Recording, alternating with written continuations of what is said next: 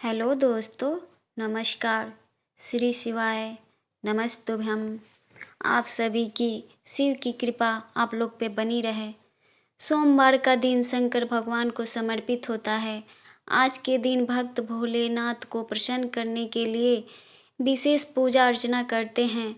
कुछ लोग आज के दिन व्रत भी रखते हैं ताकि शिव की कृपा प्राप्त की जा सके। बाबा भोलेनाथ के आशीर्वाद के लिए आप भी सोमवार का व्रत कर रहे हैं तो शिव व्रत कथा को पढ़कर या सुनकर इस उपवास को पूरा करें। सोमवार व्रत की विधि। नारद पुराण के अनुसार सोमवार व्रत में व्यक्ति को प्रातः स्नान करके शिव जी को जल और बेलपत्र चढ़ाना चाहिए तथा शिव गौरी की पूजा करनी चाहिए। शिव पूजन के बाद सोमवार व्रत कथा सुननी चाहिए। इसके बाद केवल एक समय ही भोजन करना चाहिए। साधारण रूप से सोमवार का व्रत दिन के तीसरे तक होता है, मतलब शाम तक रखा जाता है।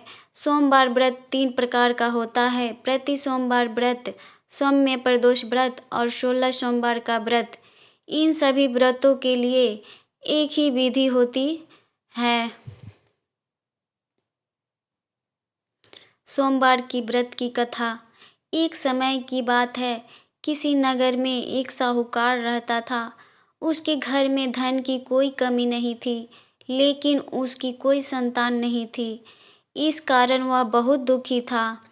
पुत्र प्राप्ति के लिए वह प्रत्येक सोमवार व्रत रखता था और पूरी श्रद्धा के साथ शिव मंदिर जाकर भगवान शिव और पार्वती की पूजा करता था। उसकी भक्ति देखकर एक दिन माँ पार्वती प्रसन्न हो गई और भगवान शिव से उस साहूकार की मनोकामना पूर्ण करने का आग्रह किया। पार्वती जी की इच्छा सुनकर भगवान शिव ने कहा कि हे पार्वती, इस संसार में हर प्राणी को उसके कर्मों का फल मिलता है और उसके भाग्य में जो हो उसे भोगना ही पड़ता है। लेकिन पार्वती जी ने साहूकार की भक्ति का मान रखने के लिए उसकी मनोकामना पूर्ण करने की इच्छा जताई।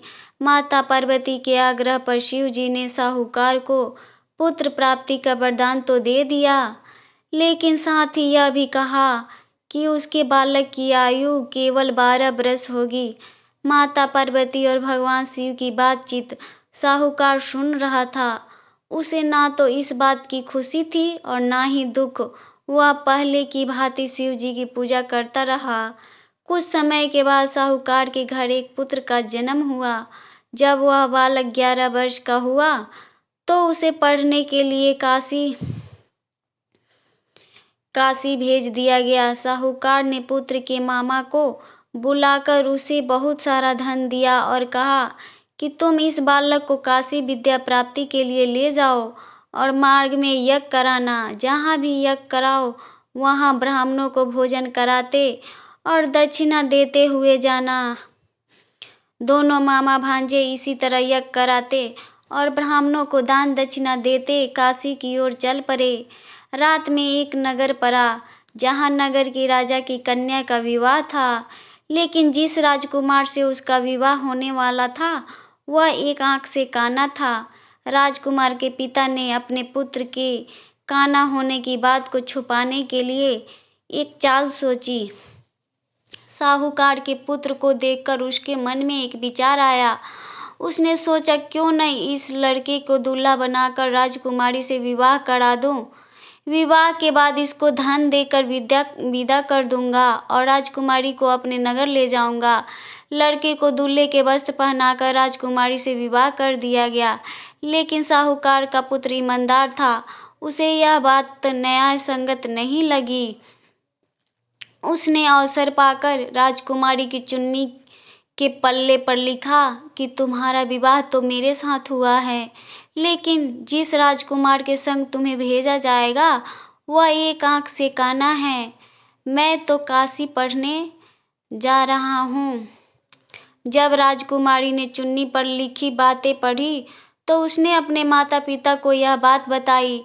राजा ने अपनी पुत्री को विदा नहीं किया, जिससे बारात वापस चली गई। दूसरी ओर साहूकार का लड़का और उसका मामा काशी पहुँचे और वहां जाकर उन्होंने यज्ञ किया। जिस दिन लड़के की आयु 12 वर्ष की हुई, उसी दिन यज्ञ रखा गया। लड़के ने अपने मामा से कहा कि मेरी तबीयत कुछ ठीक नहीं है। मामा ने कहा कि तुम अंदर जाकर सो जाओ। शिव जी के वरदानानुसार कुछ ही देर में उस बालक के प्राण निकल गए। मृत भांजे को देख उसके मामा ने विलाप शुरू किया। संयोगवश उसी समय शिव जी और माता पार्वती उधर से जा रहे थे। पार्वती ने भगवान से कहा, स्वामी, मुझे इसके रोने के स्वर सहन नहीं हो रहा है। आप इस व्यक्ति के कष्ट को अवश्य दूर करें। जब शिव जी मृत बालक के समीप गए तो वह बोले कि यह उसी साहूकार का पुत्र है जिसे मैंने 12 वर्ष की आयु का वरदान दिया। अब इसकी आयु पूरी हो चुकी है। लेकिन मातृभाव से विभोर माता पार्वती ने कहा कि हे महादेव, आप इस बालक को और आयु देने की कृपा करें, अन्यथा इसके वियोग में इसके माता पिता भी तड़प तड़प कर मर जाएंगे। माता पार्वती के आग्रह पर भगवान शिव ने उस लड़के को जीवित होने का वरदान दिया। शिव जी की कृपा से वह लड़का जीवित हो गया। शिक्षा समाप्त करके लड़का मामा के साथ अपने नगर की ओर चल दिया। दोनों चलते हुए उसी नगर में पहुंचे जहां उसका विवाह हुआ था। उस नगर में भी उन्होंने यज्ञ का आयोजन किया। उस लड़के के ससुर ने उसे पहचान लिया और महल में ले जाकर उसकी खातिरदारी की और अपनी पुत्री को विदा किया। इधर साहूकार और उसकी पत्नी भूखे प्यासे रहकर बेटे की प्रतीक्षा कर रहे थे। उन्होंने प्रण कर रखा था कि यदि उन्हें अपने बेटे की मृत्यु का समाचार मिला तो वह प्राण त्याग देंगे, परंतु अपने बेटे के जीवित होने का समाचार पाकर वह बेहद प्रसन्न हुए। उसी रात भगवान शिव ने व्यापारी के स्वप्न में आकर कहा, हे श्रेष्ठी, मैं तेरे सोमवार के व्रत करने और व्रत कथा सुनने से प्रसन्न होकर तेरे पुत्र की लंबी आयु प्रदान की है। इसी प्रकार जो कोई सोमवार व्रत करता है या कथा सुनता है और पढ़ता है, इसके सभी दुख दूर होते हैं और समस्त मनोकामनाएं पूर्ण हो जाती है। Thanks for watching.